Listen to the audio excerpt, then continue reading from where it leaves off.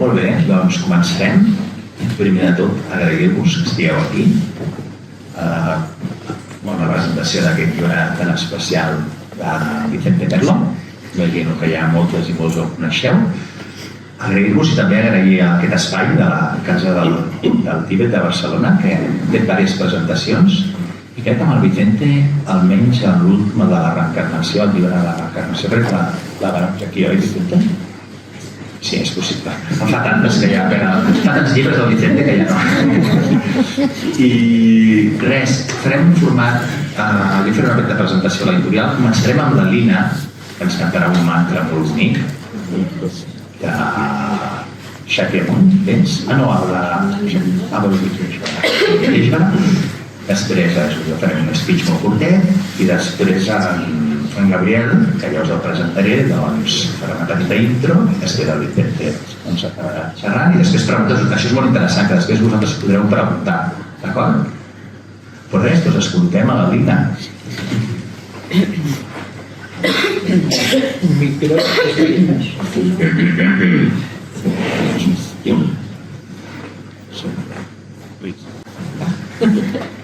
Bueno, al final será el Om Mani Padme Hum. ¿Se escucha? ¿No se escucha? No. Si no, lo hago sin... Hazlo a capella. ¿Y sin micro se escucha así? Sí, Vale. perfecto.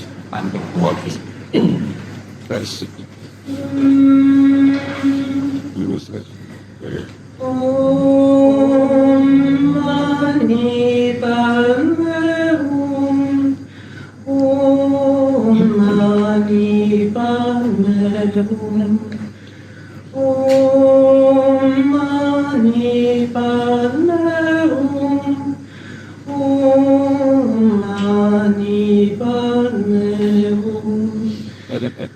Om Mani Padme Hum. Om Mani Padme Hum. Om Mani Padme Hum. Om Mani Padme Hum. Om Mani Padme Hum. Om Mani Padme Hum.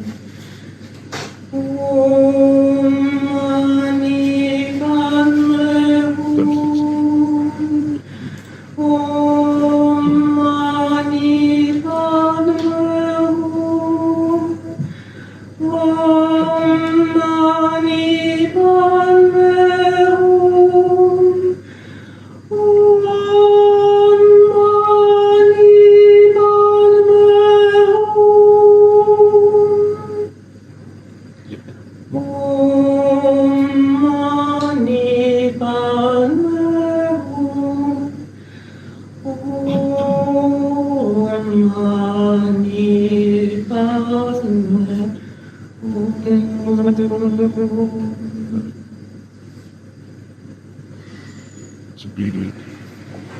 Fantastic, Dad.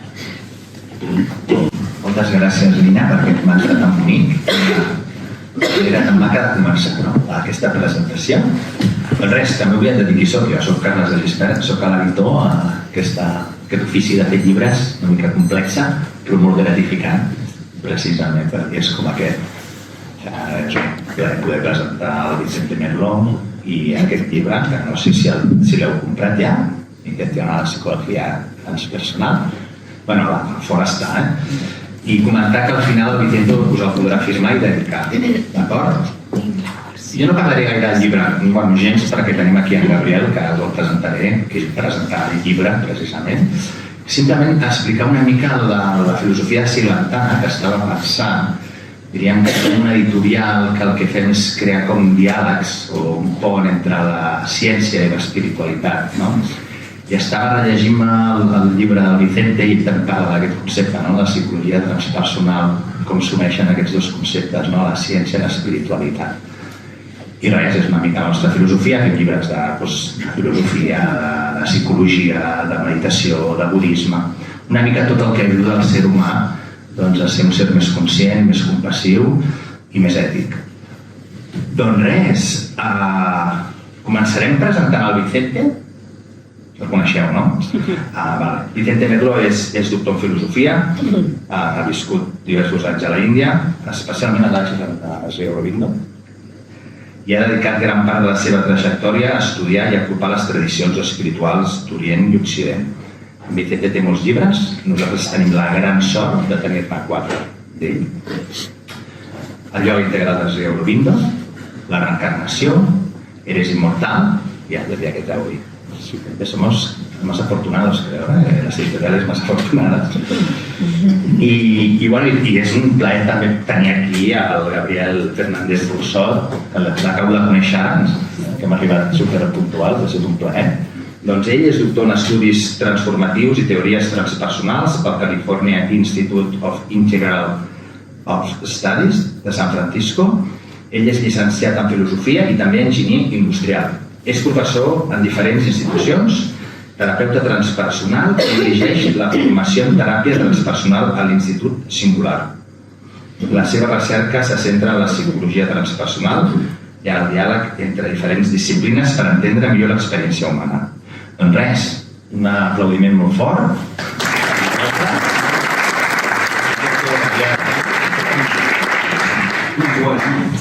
Yo voy a hacer la introducción en español porque es el lenguaje en el que tú escribes y es el lenguaje en el que está el libro y así seguro que respeto también el vocabulario que utilizas. Y lo primero que quería decir es que ya era hora de publicar un libro así, ¿no? Que ya era hora porque en el campo transpersonal nos faltaba un libro así. No hay ningún libro así, yo no conozco ningún otro libro en español ni en inglés que haga lo que hace este libro, que es hacer un compendio suficientemente completo, pero a la vez suficientemente sucinto y a la vez que preciso, ¿no? Y realmente decir que en 200 páginas no se puede hacer mucho mejor. Aquí está una panorámica suficientemente amplia y por tanto cuando hasta ahora me preguntaban ¿y qué libro me leo para entender qué es la psicología transpersonal y hacerme una idea? Pues yo no sabía qué recomendar. Está un libro que tú hablas aquí un poco de Michael Daniels, pero es un libro un poco peculiar, ¿no? En cambio, sí un libro que centre bien la cuestión, que cubra los principales autores, que toque los temas eso con suficiente precisión y dándole una coherencia, pues no teníamos ninguno hasta ahora, ¿no? Entonces, este es el primero y este es el libro que a partir de ahora voy a recomendar. Este es el libro que a partir de ahora voy a recomendar a nuestros estudiantes del Instituto Singular, porque es un muy buen libro. ¿Es un muy buen libro para qué? Para hacer como un primer recorrido por el territorio de la psicología transpersonal, tener como un primer mapa. Y yo concibo este libro como una especie de trampolín, ¿no? Tú ves el libro que lo cubre todo y entonces donde te interese más, al final hay una bibliografía bastante bien estructurada y desde ahí ya podrás saltar a profundizar aquellos aspectos que más te llaman la atención, que más te gusten o que creas que tienen más para darte, que resuenen más para ti, ¿no? Y entonces pensando sobre el libro y pensando en esta presentación, pensaba que este libro también refleja muy bien lo que Vicente es y lo que Vicente hace, ¿no? Porque Vicente es un intelectual erudito, eso es algo que yo siempre he admirado desde hace muchos años y he pensado cómo puede guardar en esa cabeza tanta información, porque es un expertísimo en budismo, expertísimo en hinduismo, experto en experiencias cercanas a la muerte, experto en reencarnación, experto, quizá el mayor experto que tenemos en habla hispana, en Aurobindo, ¿no? Y después también tiene esta panorámica en general de la psicología transpersonal. Entonces él es un intelectual erudito, pero también es, y sobre todo, yo diría que más que un intelectual erudito, un buscador encontrador, ¿no? Una persona que ha hecho el camino interior, que lo ha recorrido, que le gusta inspirar y acompañar a otros a hacer ese camino interior. Y entonces hace este trabajo, que es compendiar tanta información con esa capacidad, filtrar cuál es la más importante, la más esencial, estructurarla y después transmitirla de una forma accesible. Y esto es lo que es este libro. Entonces, te lo agradecemos mucho y el trabajo que hay detrás, como digo, de filtrar, de seleccionar. Es una verdadera iniciación. Me gusta el título porque no es introducción, ¿no? Es iniciación, ¿no? Y esto tiene ya no solo el componente de darte la información, introducirte en la información, sino de animarte a hacer también un recorrido interno, ir viendo, ostras, todo esto que se comenta aquí, lo entiendo, lo he vivido, me inspira de qué va y cómo ponerte un poco, no solo en un nivel intelectual, sino algo un poco más energético también. Y por eso me parece muy adecuado el título de Iniciación. Y después hay otra cosa del libro que me ha gustado, y es que la psicología transpersonal nace al final de los años 60 en California, en la zona del área de la Bahía de San Francisco, y está muy marcada por lo que era ese momento histórico y las claves y la matriz cultural en la que nació, pero después ha ido evolucionando, ¿no? Y entonces me gusta que el libro de Vicente va más allá de la ortodoxia californiana, por decirlo de alguna manera. No solo incluye los referentes obligados desde la psicología transpersonal de California, sino que va más allá. Y en particular me alegró mucho cuando lo leí ver que se incluía Antonio Blay, ¿no? Antonio Blay Fontcuberta, porque creo que el libro reivindica que Antonio Blay Fontcuberta fue el pionero de lo transpersonal en España, y yo creo que es una figura que podríamos reivindicar mucho más, que te marcó a ti en tus búsquedas iniciales, pero que tenemos todavía mucho para vivir y para enriquecernos de Antonio Blay, y que merece el título de transpersonal totalmente, y en eso me alegró mucho verlo y creo que fue una decisión muy interesante. Pero también pones el libro a David Hawkins. David Hawkins no está incluido habitualmente en los cánones de transpersonalismo, pero claramente hace un desarrollo muy transpersonal, ¿no? Otra cosa que me ha gustado mucho del libro, que es un libro que no está centrado en los psicodélicos, porque a veces ha habido una asociación que yo creo que empobrece la psicología transpersonal, que es como intentar reducirla, es la psicología que incorpora los psicodélicos. No, es mucho más. Los psicodélicos son una fuente de transformación muy profunda, muy interesante, pero la psicología transpersonal ha desbordado mucho esto, ¿no? Y proporciona marcos para interpretar en general las experiencias relacionadas con la espiritualidad, los estados no ordinarios, sean o no sean vinculados a los psicodélicos. Y entonces yo creo que has hecho muy bien en dar una panorámica que toca un poquito esto, pero que no lo pone como eje central, porque yo creo que no es un eje central, es una facción interesante, es una herramienta muy valiosa, muy útil, pero no es la perspectiva a través de la que leer la psicología transpersonal. Y entonces esto creo que ha sido también una muy buena opción hacerlo de esta manera.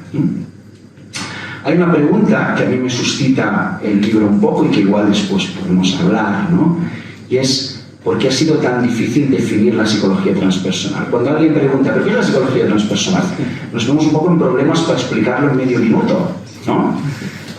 A veces Michael Daniels, que toca este tema también en su libro, dice, bueno, si quieres hacerlo en medio minuto, puedes decir, es una psicología como de la espiritualidad, ¿no? Pero no es tanto así. Yo creo que lo transpersonal tiene algo característico que podemos dialogar después, o que podemos ver. No es simplemente psicología de la espiritualidad, porque entonces la pregunta es qué es la espiritualidad, ¿no? Tenemos cosas tan distintas bajo la palabra espiritualidad que ¿qué sucede? Que socialmente la palabra espiritualidad está más implantada. Y si te dicen psicología de la espiritualidad, parece que sabemos lo que es. Aunque si después dijéramos qué es espiritualidad, también sería un lío verlo, ¿no? Y en cambio, transpersonal es una palabra nueva, inventada ya a finales de los 60, ¿no? Pero yo creo que quizá una clave para entender por qué ha sido tan difícil definir la psicología transpersonal es porque la cultura no nos educa para identificar las experiencias transpersonales que de una manera u otra la mayoría hemos tenido en ciertos momentos, ¿no? Estas experiencias transpersonales que tienen que ver con abrirnos a la dimensión del ser, que va más allá de la individualidad, la cultura no nos educa para esto, y como la cultura no nos educa para esto, decirle a alguien, vamos a estudiar esto, que la cultura no te ha ayudado a identificar, pues no sabemos. Si desde pequeñitos nos enseñaran a identificar, cultivar, ahondar y darle importancia a esto, pues diríamos, la psicología transpersonal estudia esto, que ya estaría clarísimo, ¿no? Pero como nos educa no es tan claro, ¿no? Hay estudios muy interesantes de cómo la gran mayoría de personas han tenido momentos de acceso a lo transpersonal, muchas veces espontáneos. Hay un estudio de un profesor de la UOC que demostró que el 28% de los españoles declaraba haber tenido encuentros misteriosos profundos que tenían que ver con sus ancestros. Algunos los veían físicamente, otros de una forma más intuitiva, olores, presencias. Alrededor de la muerte hay tanto misterio que tiene mucho que ver con la transpersonal, ¿no? Pues yo creo que necesitamos una psicología transpersonal para ayudarnos a poner atención en que esto forma parte de lo que es el ser humano, no es algo extraordinario, es algo que en realidad es ordinario. Ok. También algo que ha hecho difícil definir la psicología transpersonal es que la psicología transpersonal, como ha sido una rama un poco disidente dentro de la psicología, un poco subversiva, ha habido muchos, podríamos decir, forajidos, ha habido muchos freeriders dentro de la psicología transpersonal y cada uno ha hecho su librillo y su teoría y ha faltado un esfuerzo de unir el campo. Entonces, otra de las cosas que me alegra es que esto une el campo en una misma visión integrada, ¿no? Y esto es algo que creo que los transpersonalistas ya que llevamos 50 años de historia, ya nos tocaría unirnos un poco más y consensuar más, en lugar de que cada maestrillo hace su librillo, pues podríamos hacer un librillo más en común y esto podría ser el starting point, ¿no? El punto de salida para esta puesta en común. ¿Okay? Y me gustaría remarcar también hoy en esta presentación algo que está en el libro, ¿no? Y que también podemos hablar, y que entonces, ¿qué es lo característico de la psicología transpersonal? Porque si decimos hablar de psicología de la espiritualidad no sería correcto. Primero porque hay otras ramas de la psicología que también se ocupan de la espiritualidad y no podemos reclamar esa exclusividad, ¿sí? Y en cambio sí que hay algo más propio de la psicología transpersonal, de cómo la psicología transpersonal se aproxima a la espiritualidad. Esto es parte de lo que quería comentar y esto es parte de lo que vais a poder profundizar en el libro cuando lo compréis y lo veáis, ¿no? Y es, primero, la psicología transpersonal ha puesto mucho foco en los estados de conciencia, ¿sí? Por tanto, en las experiencias espirituales, no tanto en las distintas doctrinas espirituales, que eso vino después, sino en un primer nivel es las experiencias espirituales, y que la espiritualidad es un ámbito para experimentar.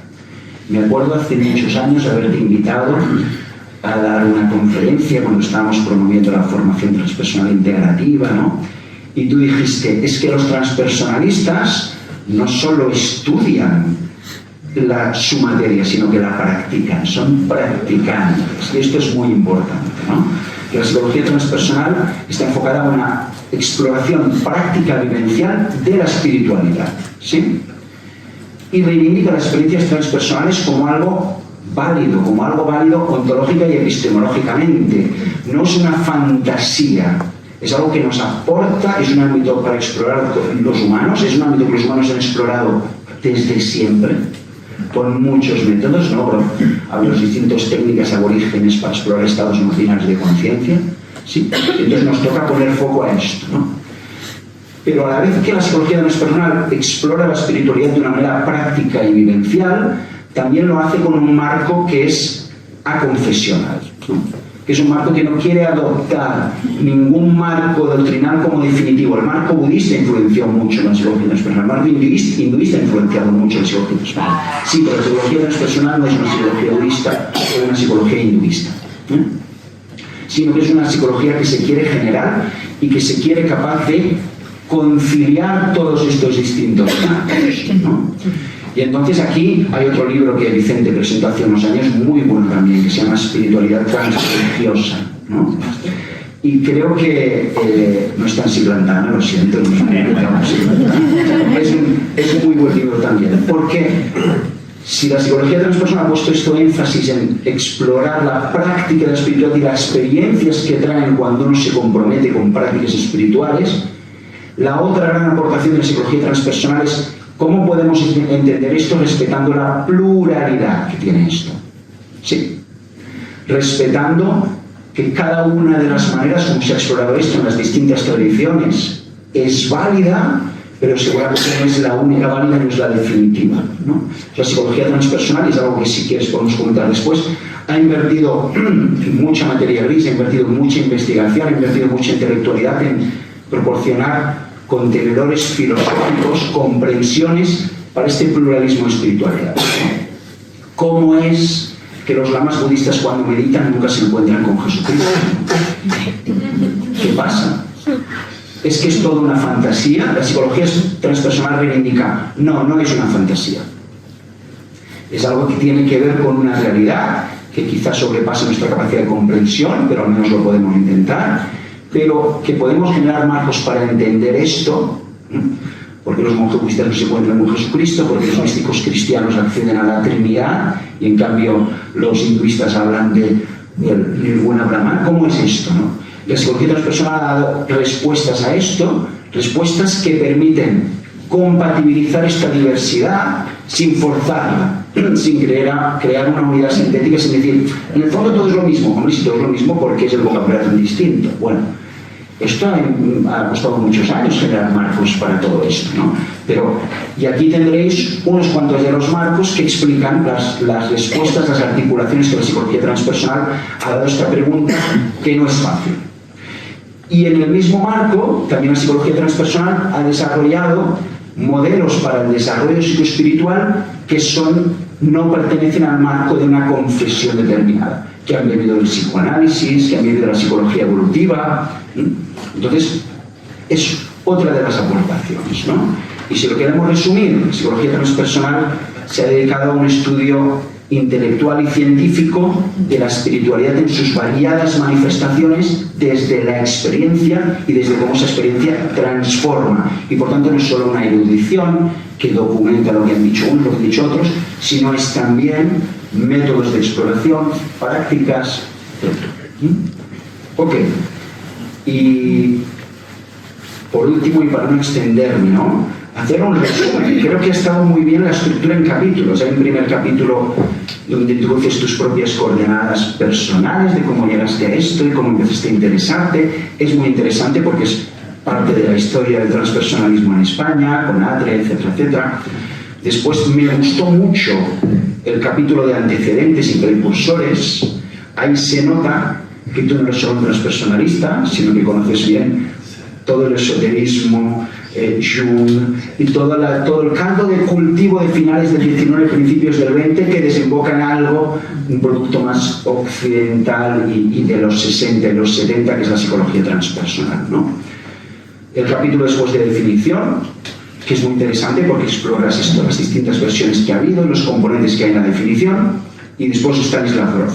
Y me ha gustado mucho porque te has detenido con, claro, inevitablemente, como digo, en 200 páginas no se puede meter todo. Entonces, has resumido muy bien, pero me gusta que has dedicado especial punto a las distintas matrices perinatales, porque eso es un esfuerzo y es una aportación que la psicología transpersonal creo que hace la psicología en general, ¿no? Sí. Michael Daniels, Michael Washburn, David Hawkins, ahí está también incluido. Y después el capítulo de Wilber, es un gran conocedor de Wilber y está muy bien resumido. Es muy difícil resumir a Wilber. Wilber tiene un pensamiento muy complejo y tú tocas los puntos más importantes de una manera que sea accesible. El lector que leyendo esto digo, wow, todo el mundo en Wilber ya puede leer los libros de Wilber, ¿no? Profundizar. Ferrer, contrastando y viendo la crítica que hace de Wilber, ¿no?, y las aportaciones. Y me has hecho recordar, yo te iba a decir un día, Jorge Ferrer me despertó del sueño perennialista, ¿no? A mí también, ¿eh? Especial muy variado, Jorge Ferrer fue un shock, ¿no? Y esto es muy interesante, y el lector también va a encontrar ahí, ¿por qué el perennialismo no es como la solución evidente y definitiva a este problema de la pluralidad y espiritualidades? No explico lo que el perennialismo expresamente, os compréis el libro y veréis lo que significa, ¿no? Y después, qué bien que hay un capítulo final sobre las últimas aportaciones, las perspectivas feministas en psicología transpersonal, porque esto pienso que también refleja muy bien la maduración del campo. Y como el campo ha sabido ir más allá de este enfoque inevitablemente patriarcal que tuvo en las primeras décadas, y después de conocer las aportaciones de las distintas autoras que, aportando una sensibilidad feminista, han hecho al campo descender, valorar más la encarnación, valorar la racionalidad de otra manera, y que también hay muchas fuentes muy interesantes ahí para leer. Pues en definitiva yo creo que este libro es como un trampolín, un panorama, un primer mapa para recorrer ese territorio de una manera accesible, resumida y clara, y desde aquí un trampolín a todo lo demás. Así que muchas gracias, Vicente. Gracias.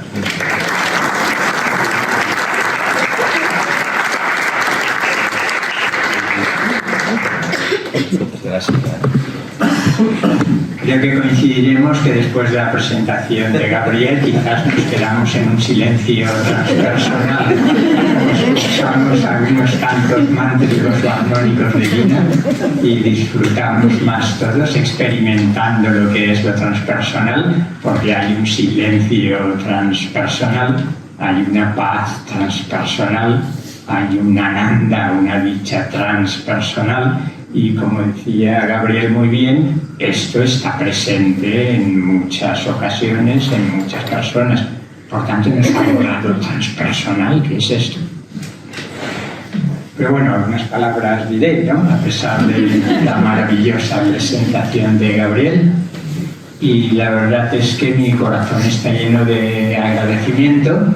Primero por estar rodeado de Budas y Bodhisattvas, y no hablo solo de ellos, sino de estos también. Así es que agradecemos a la Casa del Tíbet que nos permita estar en este lugar. Al principio barajábamos varias posibilidades, yo le dije, yo si podemos elegir, me quedo con la Casa del Tíbet. El último que presentamos es el de Amarás de Mardilla, ¿te acuerdas? Creo, o por lo menos que estuve yo aquí contigo. Yo presenté contigo a la también, pero ese sería antes, ¿no? Gratitud también a Siglandana y a Carlas especialmente, que ha tenido la osadía y la valentía de publicar en tiempo récord, nada menos que 4 horas mías, como decía. Que no se entera Agustín cuando has dicho que Agradecer muchísimo a Gabriel, no solo por esta presentación, sino por su disponibilidad. En realidad debería hablar más Gabriel, que es el verdadero experto en psicología transpersonal. Como él decía, los 2 capítulos más extensos son uno el de Wilber, gana Wilber, y después el de Jorge Ferrer. Y Gabriel nada menos que hizo su tesis doctoral en el California Institute of Integral Studies, si no me equivoco, sobre Wilber y Ferrer, ¿no? Con lo cual nadie mejor que él para hablarnos de esos 2 principales paradigmas o modelos transpersonales, que son el jerárquico estructural de Wilber y el pluralista participativo de Jorge Ferrer. Pero agradecer también vuestra presencia, que es lo más importante de todo. Gabriel ha dejado varias preguntas sobre la mesa, no me acuerdo de casi ninguna de ellas, pero él pues la recordará. Pero antes sí que voy a recorrer, como él ha hecho con la estructura del libro, para entresacar alguna idea. La verdad es que no es frecuente hablar de Antonio Blay como transpersonal, pero para aquellos para quienes la deuda con él es muy importante, porque además lo conocimos, si no en nuestra adolescencia, en nuestra primera juventud. Yo me acuerdo que venía a los cursos que impartía aquí en Barcelona cuando yo estaba viviendo en Cartagena o en Murcia o en Valencia. Y la verdad es que yo creo que debo estar hablando de los años 80, mediados de los 80 o algo así sería. No recuerdo ahora cuándo muere, aquí lo recojo, pero la verdad es que fue un ejemplo único de no solo teórico de lo transpersonal, sin utilizar el término, sino de encarnar las dimensiones transpersonales de la realidad. Lo que llamaba la afectividad superior, la mente superior y la voluntad superior, que hoy quedaríamos la mar de bien hablando de voluntad transpersonal, de amor transpersonal y de una especie de gnosis o de conocimiento transpersonal. Me alegra que coincidamos en la especialidad de ese capítulo en el que recoge a los precursores. Los aurovindianos, que alguno veo en la sala, encontrarán un sutil hilo dorado que va enhebrando la influencia que Sri Aurobindo ha tenido en la psicología transpersonal. Bueno, de hecho, el California Institute of Integral Studies antes había sido la Academy of Asian Studies, fundada por Javier Stadechouri, que es un discípulo de Sri Aurobindo que fue a California y fundó este centro. Pero si sigo muy brevemente ese hilo dorado, nos vamos al Instituto Esalen, que siempre disfruto a partir del libro de Jeffrey Kripal, que no dudo en recomendar, sobre Esalen. Qué casualidad, los astrólogos que tienen que hacer algo de esto para ver. Jeffrey Kripal nace el año 1962, si no me equivoco, que es cuando se celebra el primer curso, se inaugura prácticamente en Esalen. Y ha hecho el análisis de cultura crítico más fascinante que yo conozco sobre el Instituto Esalen. Y Jorge Ferrer, que pronto los que lo habíamos conocido antes fuimos descubriendo cómo iba subiendo al panteón de los transpersonales, convirtiéndose hasta el punto de marcar un nuevo modelo, una nueva ola a partir del 2002 en que publica su libro, que aquí se ha traducido como espiritualidad creativa en Kairos, pero que en realidad el título original es algo así como revisando la teoría transpersonal. Pues Esalen fue fundado por Michael Murphy y Richard Price. Me encanta contar esta anécdota, os la cuento una vez más. Michael Murphy, imaginároslo en su época universitaria, que una noche no ha dormido muy bien, entra distraído a prisa en la facultad, entra en una clase, se sienta y al cabo de un rato dice: uy, esta no es mi clase, me ha confundido.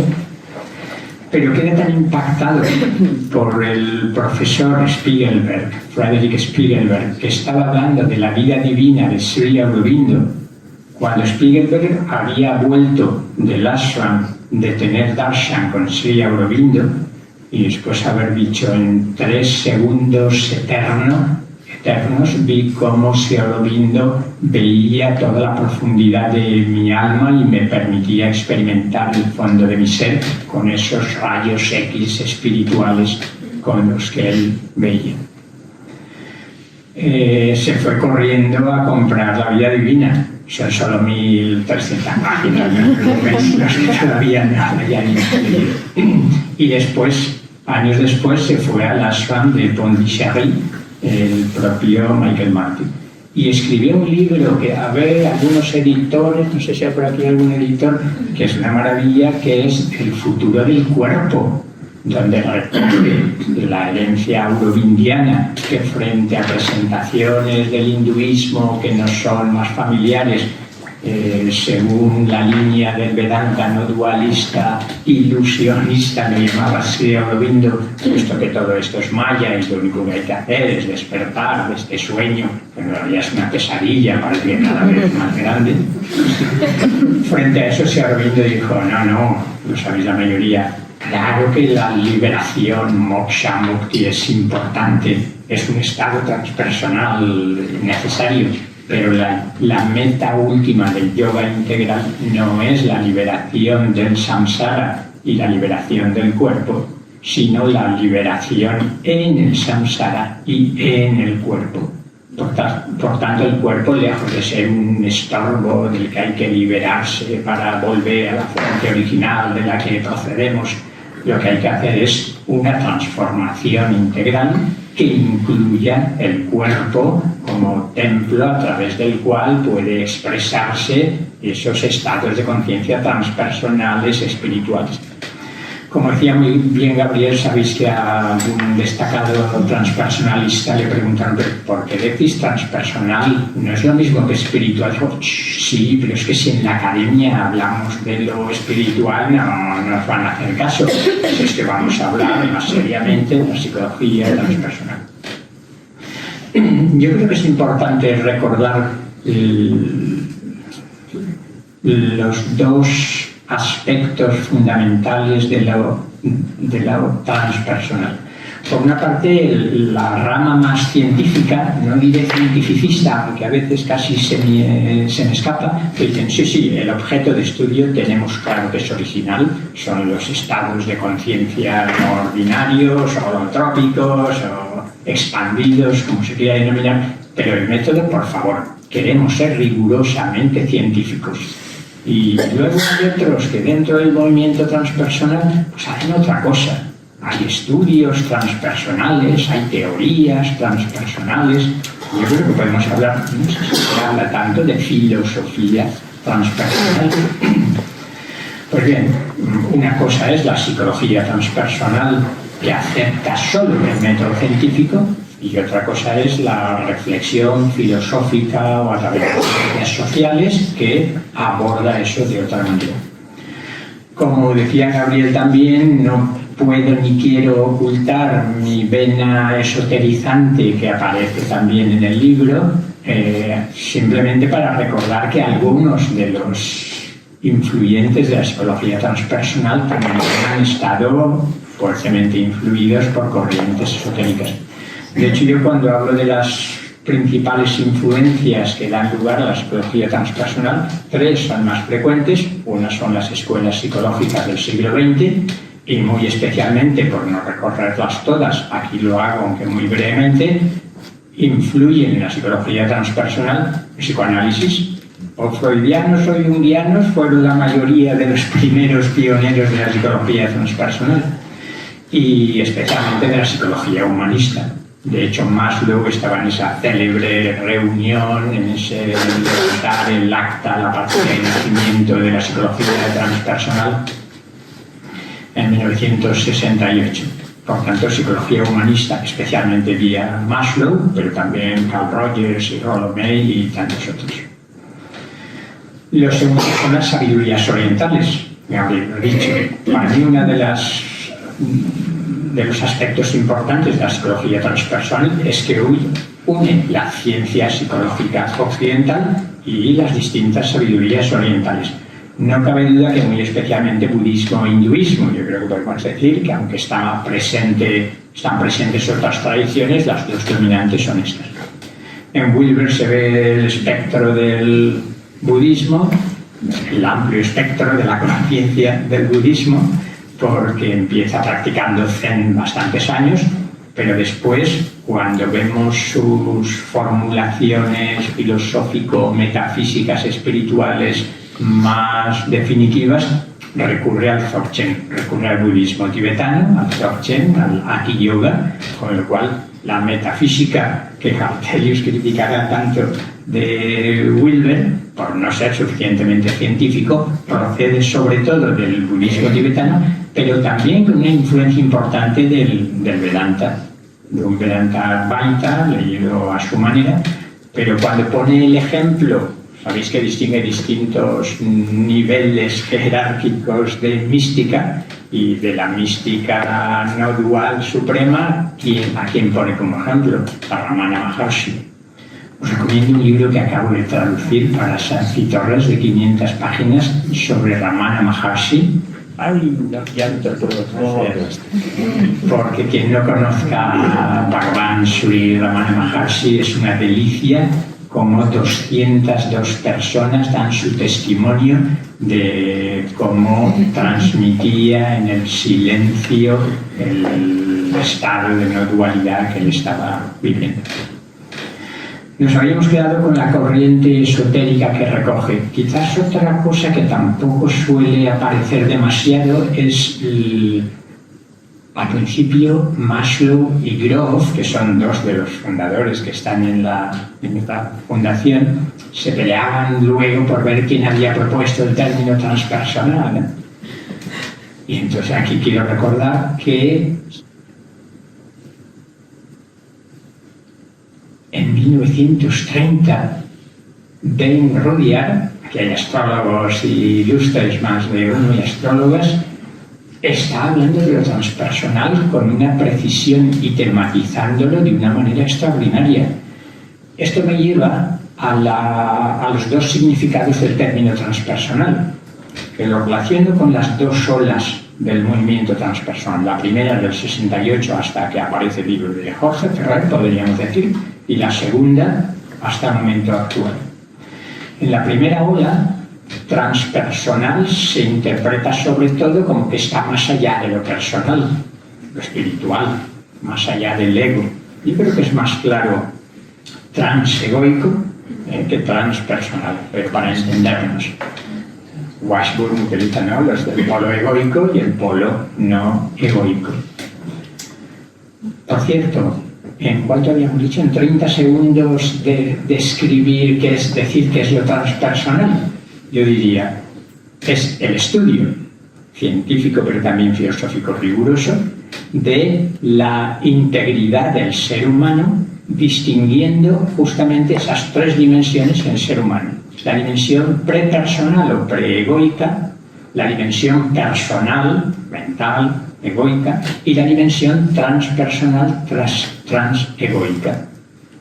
Y además tomarse en serio teórica y prácticamente los tres, porque si no, los ascendentes, como dicen Wilber y otros, la tendencia es a decir, sí, yo estoy muy interesado en lo transpersonal, me pongo a meditar, tengo estados transpersonales y volvemos a la baita ilusionista donde el cuerpo y la mente no importan mucho. Por tanto, es, nuestro amigo Wilber una vez más, casar a Freud con Buda. ¿Qué quiere decir eso? Tomarse en serio el trabajo interno, tomarse en serio el hacer consciente lo inconsciente, Freud. Pero también Buda, trabajar la sombra. Jung, como no solo Michael Washburn propone, es quizás el más influyente en los inicios, por lo menos, de la psicología transpersonal. Por tanto, yo diría que esas tres fases, esos tres aspectos o dimensiones del ser humano, integrarlos. Ken Wilber, sabéis que se cansa pronto del término transpersonal y dice, yo voy a denominar a mi enfoque psicología integral, dejadme ya de transpersonal, ¿no? Wilber, que sin duda para la mayoría lo reconoceríamos, y por lo menos lo sigo reconociendo como uno de los pilares fundamentales. Yo suelo decir que los dos pilares son Grof y Wilber, y luego en la segunda ola aparece Jorge Ferrer. La verdad es que desmontando un poco el gallinero que se había puesto de acuerdo en que el perennialismo era la base filosófica de la psicología transpersonal. No me voy a extender mucho más porque veo que empiezo a relacionar distintas cosas. Richard Dane Rudyard, una lanza a su favor por ser uno de los padres, si no el padre de la astrología humanista, con terminología junguiana primero, pero sobre todo cuando empieza a hablar de una astrología transpersonal. Entonces, señores, Urano, Neptuno y Plutón, los tres planetas que se han descubierto desde el siglo XVIII, Urano, XIX y XX, estos nos están trayendo energías o están simbolizando, sí que los estados de conciencia transpersonales, y se puede hacer una lectura de la carta astrológica teniendo en cuenta las dimensiones transpersonales. Bueno, Gabriel ha puesto tantas cosas sobre la mesa que ya casi me detendría. Hay tanto que comentar. Desde aquí quiero reconocer a Jorge Ferrer también, que tanto nos ha influido y que quería haber venido pero no ha podido. Reconocerle, como hago en el libro, su influencia y su generosidad y su profundidad en el tratamiento revolucionario de la psicología transpersonal. Dos palabras sobre el perennialismo y pasamos ya al diálogo entre todos. Como probablemente casi todos los que estáis aquí sabéis, la filosofía perenne, algunos Sofía perennis, a mí me gusta distinguir, pero no entro en eso ahora, entre la sabiduría perenne y la filosofía perenne, pero es secundario ahora. La filosofía perenne o el perennialismo lo que haría básicamente es decir, señores, cuando uno estudia a los místicos y sabios gnósticos de todas las tradiciones espirituales, contemplativas, de sabiduría, descubre que en el fondo están experimentando la misma realidad última, que es una y la misma para todos, y luego hay pequeñas diferencias en la formulación por condicionamientos históricos, culturales y demás, pero básicamente están diciendo lo mismo. Y relacionado con lo que decía Gabriel muy bien, sí, están diciendo lo mismo, todos están teniendo la experiencia de Shunyata, de la vacuidad o del Buda, todos están percibiendo la Trinidad. Además no hay posibilidad de de verificabilidad gnóstica, como dice Wilber, ni de falsabilidad gnóstica. Porque efectivamente, si al Roshi Zen, cuando estás en la session, le dices que has tenido la experiencia de comunión con lo infinito personal, ¿qué te va a decir? Makyo, sigue meditando. Y si en unos ejercicios ignacianos le dices, he experimentado Shunyata, la vacuidad luminosa, como en el bardo del Dharmata. Ya que estamos aquí, hablemos del bardo del Dharmata, cuando podemos liberarnos.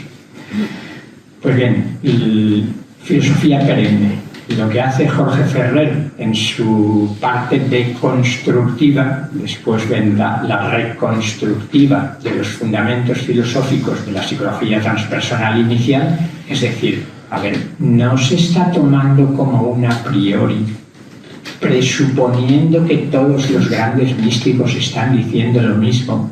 Y además lo mismo es lo que digo yo. Sea Arne Guénon o sea Ken Wilber, lo mismo es que la experiencia última es tal como lo cuentan los no dualistas. Seguro, no hay grandes místicos con experiencias dualistas y seguro que tenemos que jerarquizarlos y decir que la experiencia de lo divino impersonal es superior a lo de lo personal, o al contrario, porque la historia de las religiones se han pasado la vida así, diciéndose, oh, una concepción personal de lo divino, que infantiles que son estos monoteístas. Y los monoteístas diciendo, ¿pero qué dicen? Brahman impersonal, ¿eso qué es? Eso es lo divino tal como lo queremos y lo vivimos nosotros. ¿De verdad que hay que jerarquizar? ¿Acaso es que no estamos dentro del mito de lo dado? ¿No estamos presuponiendo que hay una realidad objetiva, universal, y que el verdadero sabio es el que refleja y formula bastante fielmente cómo es esa realidad última? ¿Conducen todos los caminos espirituales a la misma meta? ¿O es más bien un océano con múltiples orillas? Y de algún modo, sin caer en el constructivismo más radical, más extremos, construimos en cierta medida a través de toda una tradición unos determinados vías de liberación y unas metas distintas. No pasaría nada. Pero bueno, es interminable el debate sobre el perennialismo. El propio Jorge Ferrer termina diciendo, bueno, podemos defender un universalismo más relajado, ¿no? No hace falta el dogmatismo con que algunos, quizás, de los perennialistas nos tienen acostumbrados y ya te miran por encima del hombro si no coincides o con Guénon, o con Schuon, o con Wilber, o con cualquiera de los perennialistas. Yo creo que es un enfoque muy liberador. Nos despertó del sueño dogmático del perennialismo a varios. Esta es una referencia, sabéis que Kant dice que Hume le despertó del sueño dogmático del racionalismo. Pues se me ocurrió compararlo, porque realmente no quiere decir que yo actualmente descarte el perennialismo, solo que ya no lo ve uno como la única solución posible para comprender cómo es la realidad y una filosofía transpersonal o una espiritualidad que quiera describir la realidad. Bueno, no voy a seguir, hay tantos flecos ahí que o bien Gabriel vuelva a lanzar las preguntas o les damos paso, sí. Para no alargar demasiado. Que nos asisten. Pues adelante. ¿Quién rompe el hielo? Venga. Alguna pregunteta, una reflexió. Sí, muchas gracias por la presentación y aún no me he leído el libro, así que pues no me interés, pero no sé si me está viniendo a la cabeza mucho un precursor para mí de la transpersonal, que no sé dónde lo evaluaríais o si me parece en ocasiones que se le da poco nombre, que es a Roberto Sangioli. Con estas referencias únicamente a los 60 o hacia atrás a Jung, pero como un autor que incluso en contacto también con Luke ya me parece, ¿no? Y desde esta línea no sé si llega a acuñar desde un término transpersonal, dentro de la psicosíntesis, eso, bueno, sería esa perspectiva. Está recogido Sajoli. De hecho, entre lo que yo distingo, se suele distinguir entre precursores, que todavía no son propiamente hablando psicólogos transpersonales, y luego ya vienen los pioneros, los fundadores y pioneros. Y entre los precursores también hay bastante acuerdo, ¿no?, en quienes elegir. A mí me gusta hablar, quizás no siempre, de Richard Bucke, que escribió aquel libro de Conciencia Cósmica después de una fascinante experiencia personal. William James, sin ninguna duda. No entramos ahora, sí, en la importancia de William James en filosofía y en psicología, pero sería claramente precursor con sus variedades de la experiencia religiosa, ¿no? Abogado por un empirismo, pero radical, que acoja también el empirismo de los místicos y contemplativos. Tenemos estos dos, tenemos a Carl Gustav Jung y a Roberto Sajoli, sin ninguna duda. Roberto Sajoli conoce muy bien la tradición psicoanalítica, especialmente Jung, Freud y Jung, pero en vez de psicoanálisis habla de psicosíntesis, y sí que ha tenido una influencia, yo creo que notable, y la sigue teniendo. Y el último que yo suelo añadir, me parece que no me deja nadie, es a Dane Rubia, que decía antes. Roberto Sajoli, que además tiene también esa vertiente esotérica, aunque siempre hay algún esotérico perdido por aquí por la sala, igual que algún astrólogo o algún junguiano, pues los que conocéis la obra de Alice Bailey, yo la he presentado en alguna obra como la fundadora de la... Este término cuesta pronunciarlo de tan manoseado que está, pero de la filosofía de la nueva era. Pues bien, en una de las obras de Alice Bailey, concretamente el discípulo de la nueva era, hay referencias constantes a Roberto Sajoli, que era uno de los discípulos del maestro Hualcult.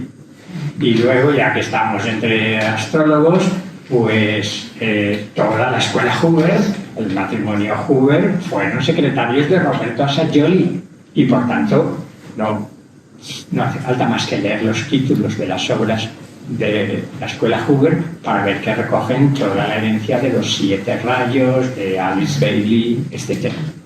Por tanto, sin ninguna duda, Roberto Sajoli, reconocido, quizás fue también, como conocía Oriente, en decir, hombre, empezamos a hablar del yo transpersonal.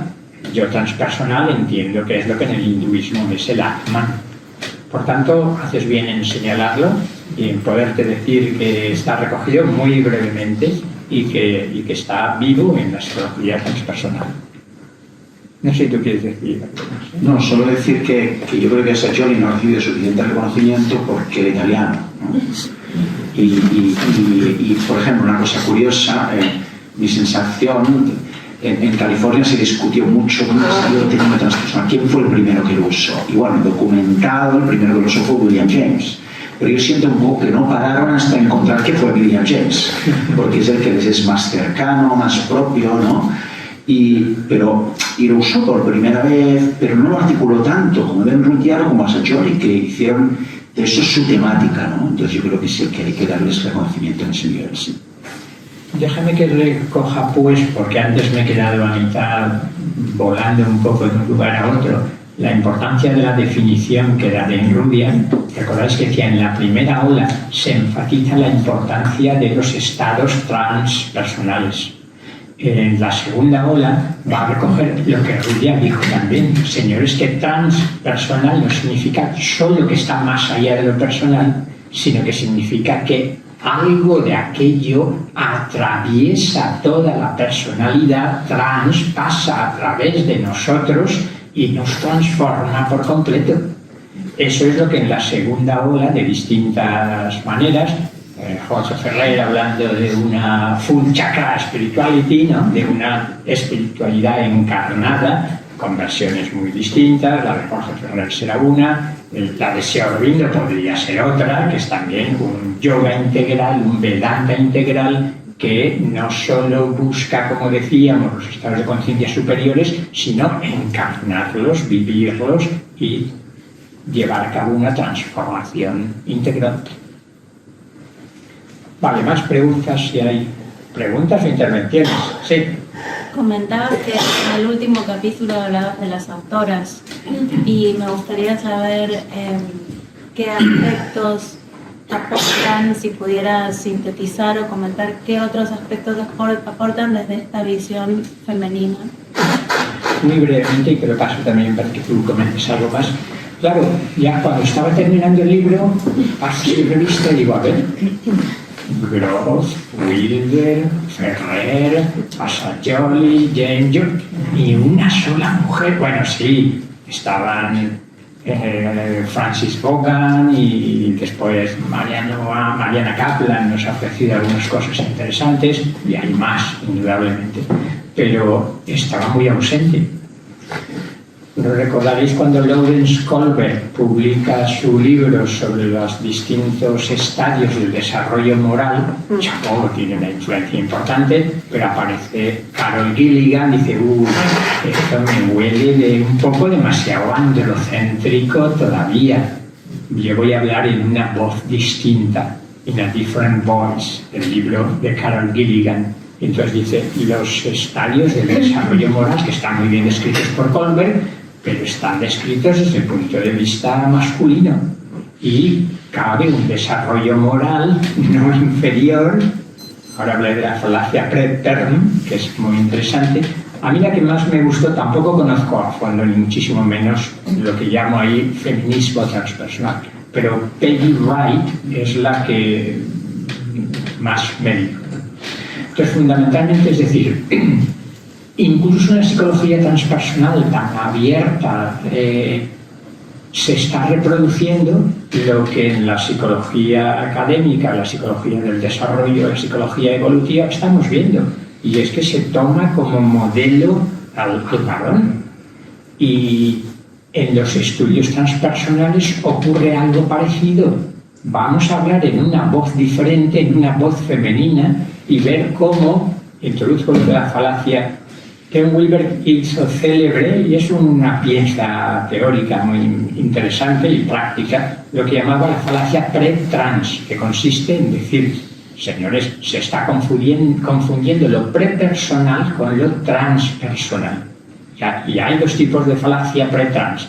La reduccionista, y pone como ejemplo a Freud, que cuando le hablan de un estado de conciencia, de una experiencia presuntamente transpersonal, dice, no, eso en realidad no es nada más que el recuerdo de cuando el niño estaba en el océano neptuniano del seno materno, reducción de lo transpersonal a lo prepersonal.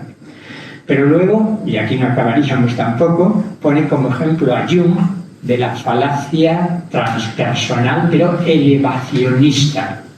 Te lo dejo si quieres luego, Gabriel, pero simplemente diría, se están presentando algunos jungianos aspectos de Jung o el propio Jung considerando muy elevado, espiritual, transpersonal, lo que quizá es prepersonal. Algunos de los arquetipos, quizás, ahí creo que hay un tema importante a tratar. Entonces, Peggy Wright recoge y dice, se comete no solo la falacia pretrans, sino la falacia preperm. Se confunde lo prepersonal con lo permeable, que sería una de las características de, claro, bueno, nos metamos en feminismos, si de la igualdad o de la diferencia, pero estamos creyendo que las etapas del desarrollo indican hacia un yo bien estructurado, fuerte, un yo muy autónomo, mientras que quizá cabe un yo transpersonal con un tinte más femenino, donde la relación, la empatía, la compasión, la permeabilidad al otro es más destacado y con un componente transpersonal que en el caso del varón.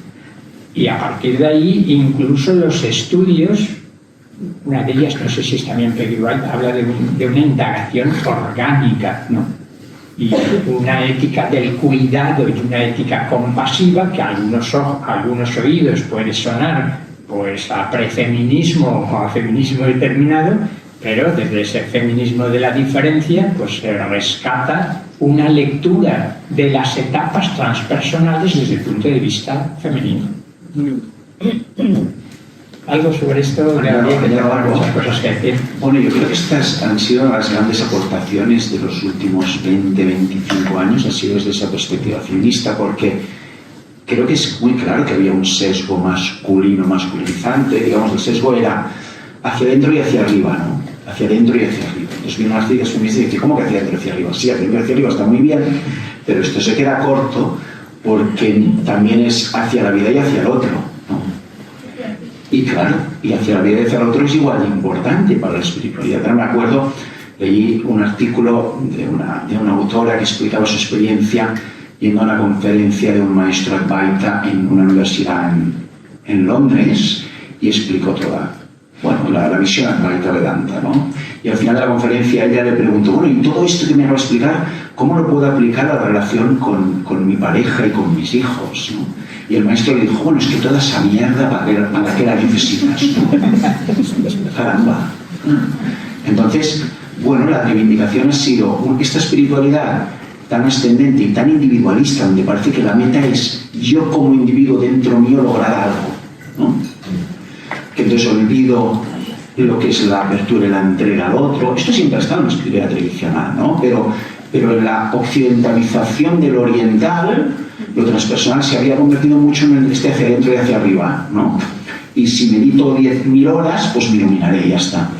Bueno, y la ética y tu cuidado y tu responsabilidad con otros y tu tal, ¿esto dónde queda? Bueno, esa cultura individualista que también tiene mucho que ver con la California, ¿no? Con el sistema capitalista americano, etc. Entonces la crítica feminista había que decir, cuidado porque esto está cojo y está sesgado, y si no se enriquece, si no se complementa con toda esta otra visión que tiene que ver con el cuerpo, con la relación con la vida, con el descenso a la comunidad, con el acompañarse, y con lo relacional, pues se queda cojo y está sesgado. Yo creo que ha sido en parte Jorge Ferrer recoge mucho eso, ¿no? Y es un poco triste que tiene que ser un hombre el que recoge esto y que prepara el terreno, ¿no? Pero sí, en parte recoge esto. Yo comento aquí que el blanco de las críticas del feminismo transpersonal es Wilber, estructural, jerárquico, y el aliado fundamental es Jorge Ferrer, con una sensibilidad. Aquí voy poniendo las fechas de nacimiento de cada uno y veréis que Ferrer es por mucho el más joven, o ya no tanto tampoco, de los distintos transpersonalistas. Una trascendencia horizontal, no solo la trascendencia vertical, sino trascendencia horizontal. Bueno, el maestro de ceremonias nos indica si hay tiempo para alguna pregunta más. Sí, la última. Última. O una reflexión. Sí. Yo quería preguntar, igual es un poco básico, pero ¿puedes poner ejemplos donde la psicología transpersonal se utilice a nivel cotidiano? Por favor. Sí, bueno, yo creo que una de las asignaturas pendientes al principio era la psicoterapia transpersonal y no tengo que decir que tenemos aquí un excelente psicoterapeuta transpersonal que no solo en la práctica, sino teóricamente está contribuyendo en las revistas transpersonales más prestigiosas, clarificando la cuestión de la psicoterapia transpersonal. ¿Qué significa realmente psicoterapia transpersonal? No os perdáis el artículo que tiene, creo que es más o menos así. ¿Y qué significa integración psicológica? Así es que te voy a remitir a Gabriel para que nos diga lo que quieras sobre esa aplicación práctica y si luego termina, igual sigo yo también. Claro. No, bueno, a ver, muy rápido. Lo primero, entiendo perfectamente la pregunta, porque si no puede parecer que todo esto es sobre la intelectualidad de todas estas teorías, ¿no? Y no lo es. Entonces, en el nivel práctico, la psicología transpersonal ha estudiado profundamente los estados de conciencia. Y resulta que, de formas aparentemente sencillas, podemos usar nuestra conciencia y nuestra atención de maneras que nos ayudan a poner orden en nuestra interioridad, a darnos cuenta de cosas que no estábamos viendo y que nos están influyendo en el mundo emocional, simplemente por cerrar los ojos, respirar de cierta manera, conectar con el cuerpo, poniendo atención a eso, y empiezan a pasar muchas cosas que son transformadoras y que son reveladoras, ¿no? Hace poco, hablando con un compañero en la universidad, me mostró como incluso una técnica más simple como es el electroencefalograma. Cuando cerramos los ojos, ya solo por cerrar los ojos cambian las ondas cerebrales de una manera radical y empieza a predominar la salsa, ¿sí? Y entonces, la manera práctica, con un trabajo de atención, con un trabajo de conciencia corporal, entonces tiene mucha aplicación práctica. De hecho, yo dirijo un programa de formación en terapia transpersonal, ¿no? Que es todo un año, cómo se hace para hacer terapia transpersonal. Pero diríamos que son dos cosas. Se usa conscientemente los estados de conciencia, y no tienen por qué ser estados de conciencia muy distintos del que tenemos ahora aquí, pueden ser sutilmente distintos, pero ya te van a dar información de qué te está pasando, qué no estás viendo, qué no estás teniendo en cuenta. Eso lo primero. Y la segunda cuestión práctica. Tenemos modelos para guiar el desarrollo psicoespiritual. Entonces tenemos modelos para que veas dónde estoy ahora y qué es lo siguiente que me toca trabajar. ¿Sí? Si tiene que ver con el cuerpo, si tiene que ver con las emociones, si tiene que ver con las relaciones, etc. Pero, Sí. entonces, cuando habláis de conciencia, ¿Sí? ¿qué decías que son ligeramente, digamos, cercanos, ¿no?, a la conciencia habitual? Ordinaria, sí. Entonces, lo que serían los niveles de conciencia de Hawking, por ejemplo, Sí. eso sería muy diferente, entonces, ¿no? Es un modelo posible, pero una cosa son niveles de conciencia y otra cosa son estados de conciencia. Los estados de conciencia son los que tenemos ahora y van fluctuando, y los niveles de conciencia son como las diversas estructuras psicológicas se adaptan a usar la conciencia de una manera distinta y experimentarse de una forma distinta. ¿Sí? Eso lo da mucho Wilber, tú lo documentas aquí también, eso lo ha tratado Hawkins, y eso requiere un poco más de explicación, ¿no?, para entenderlo. Pero básicamente, en el desarrollo de la persona vamos recorriendo distintos niveles de conciencia a través de la edad, los años y la práctica, y en un cierto nivel de conciencia tengo acceso a distintos estados de conciencia. Acceso a estados de conciencia los tenemos todos. Dormir es un estado de conciencia distinto del que tenemos ahora, ¿no? Meditar es un estado meditar es muchos estados de conciencia distintos que tenemos ahora, ok. Y los niveles de conciencia o estadios de conciencia son cuando vamos integrando y estabilizando los aprendizajes de esos estados, transformándonos. No sé si da para explicarlo mucho más porque si no sería un rollo muy largo. Pero uno de los aspectos que cuando leí el primer artículo al que hacía referencia de Gabriel, y es una idea que creo que está presente en muchos, es cuando habla de la importancia de la presencia terapéutica. Tanto la presencia en el terapeuta, que podríamos decir que el terapeuta sana o ayuda a sanar no tanto por sus técnicas, sino por su presencia. ¿Y esa presencia qué significa? Que es capaz de vivir estados de conciencia, digamos, transpersonales, en la vida cotidiana y también, o especialmente, en el momento de la relación terapéutica. ¿Cómo simplificarlo? Pues aplicando la meditación a la vida cotidiana. No sé si estaríamos de acuerdo en decir que nos pasamos la vida identificados, perdidos, embotellados en los pensamientos y dirigidos por nuestro ego. Y es justamente un estado de conciencia transpersonal sería aquel que es capaz de profundizar o elevarse en nuestra conciencia de tal manera que hay una presencia que no se está identificando con la mente y con el ego. Y ese estado de conciencia en la relación terapéutica se contagia. En la relación terapéutica y en cualquier lugar, no solo en la relación terapéutica. Por tanto, yo creo que sería, y Gabriel lo estaba diciendo muy bien, la manera práctica de aterrizar eso. Es decir, al principio empezar hablando de ese silencio transpersonal y esa paz transpersonal, que es más fácil vivirlo en meditación, pero que la meditación empieza cuando termina la práctica para convertirse en una actitud en la vida cotidiana y estar viviendo desde ahí. Yo creo que eso es una aplicación clara y sencilla de lo que sería aterrizar los estados de conciencia transpersonales, que además és claramente transformador. Molt bé, doncs crec que ja és suficient. Ho vol dir? Vostè ho vol dir? A la presentació. Parlant dels estats de consciència, jo crec que la música... parlant dels estats de consciència, jo crec que la música, el cant, arriba molt per tenir un estat de consciència més elevat. Que millor poder acabar aquest col·loqui tan meravellós, gràcies a tots dos, amb la Lina cantant, no sabem què, un mantra o... què us sembla?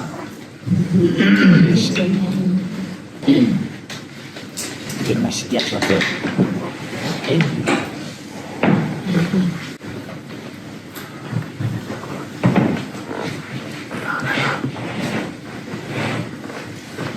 Mantra.